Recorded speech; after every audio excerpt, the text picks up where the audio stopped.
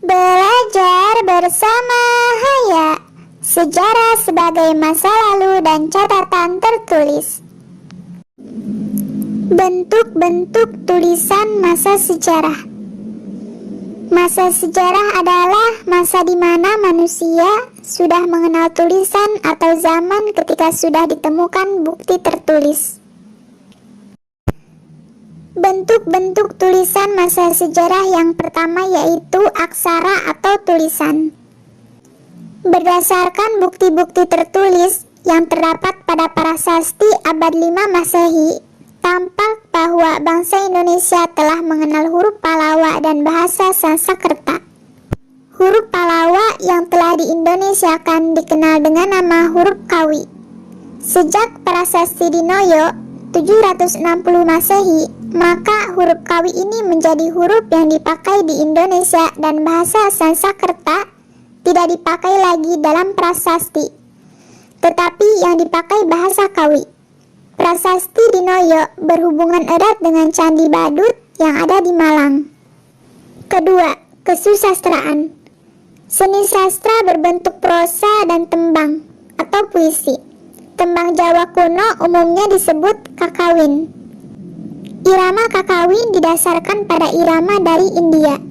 Berdasarkan isinya, kesusastraan tersebut terdiri atas kitab keagamaan, kitab hukum, kitab wiracarita atau kepahlawanan, serta kitab cerita lainnya yang bertutur mengenai masalah keagamaan atau kesusilaan serta uraian sejarah seperti Negara Kertagama.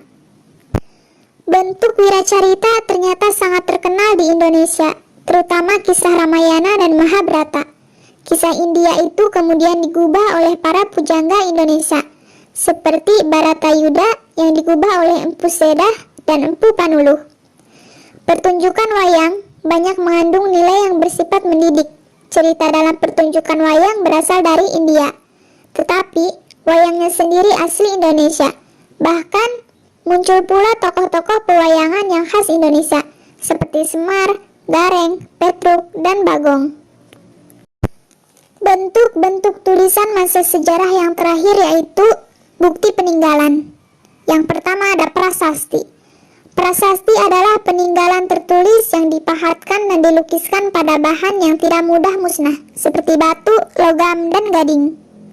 Prasasti pada awal perkembangan kebudayaan Hindu-Buddha yaitu Kutai Kalimantan Timur berupa 7 buah yupa atau tugu batu.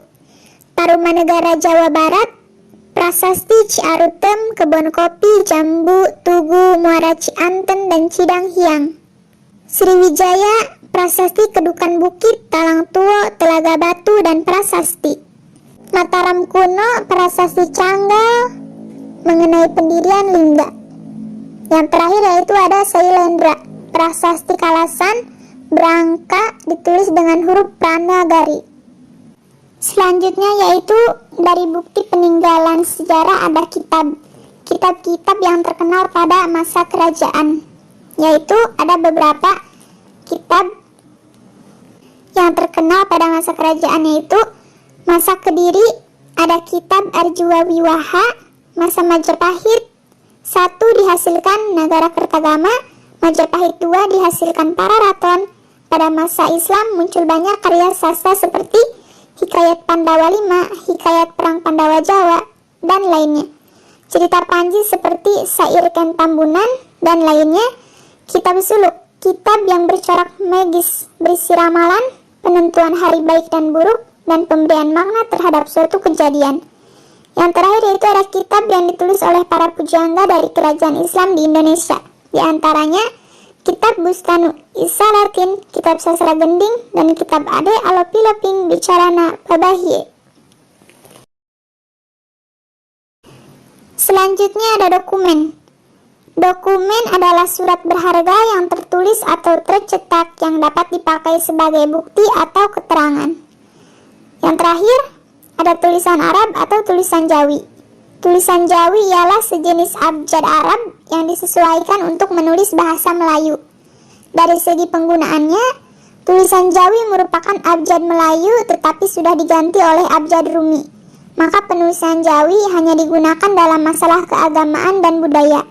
Penulisan Jawi masih digunakan oleh masyarakat Melayu di Sulu Filipina, Patani Thailand, Kelantan di Malaysia, dan beberapa pondok pesantren salaf di Indonesia. Tulisan Jawi sendiri telah ada sejak tahun 1300 Masehi, ketika Islam datang, khususnya orang Parsi. Abjad Arab yang diperkenalkan ini diubah sesuai dengan bahasa Melayu klasik lisan. Tulisan Jawi ditulis dari kanan ke kiri dan ditokok dengan 6 huruf yang tiada dalam bahasa Arab, yaitu Capa, Ganga, Fa, dan Nya. Peninggalan tulisan Jawi purba ditemukan pada batu Terengganu tahun 1303 Masehi atau 702 Hijriah, dan juga Syair Bidasari 1300 sampai 1399 Masehi yang ditemui di Sumatera. Sementara penggunaan awal abjad Rumi untuk bahasa Melayu datang dari akhir abad ke-19.